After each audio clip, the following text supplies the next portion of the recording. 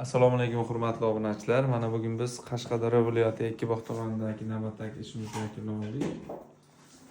Xaddamgidek inox rangidan bo'lgan, kir yuvish uchun joy tashlangan mashinasi uchun tortmalarimiz yaxshi mexanizmda qo'yilgan. O'zi tortib oladigan. Pitlalarım yaxshidan jasur deyiladi.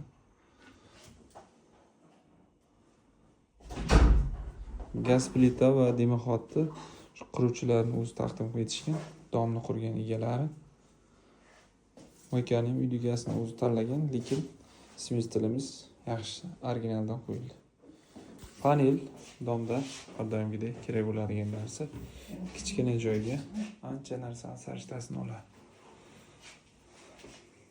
Pasvetkalarimiz qo'yilgan, mana dimoxodga ulanadigan qilib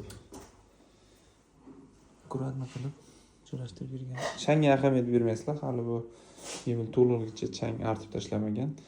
O'tgangi galgi videomizda bir akamiz yozgandi, ranglar har xil bo'yapti deb. Buni ranglar har xil bo'lishining sababi buni ustida klinka qoplangan bo'ladi. Ba'zi birlar olinmagani uchun rangi har xil bo'lib ko'ringan. Kimga mana shunday xizmatlar kerak bo'ladigan bo'lsa, pastda telefon raqamlarini yozib qoldiramiz, bemalol murojaat qilaverasizlar.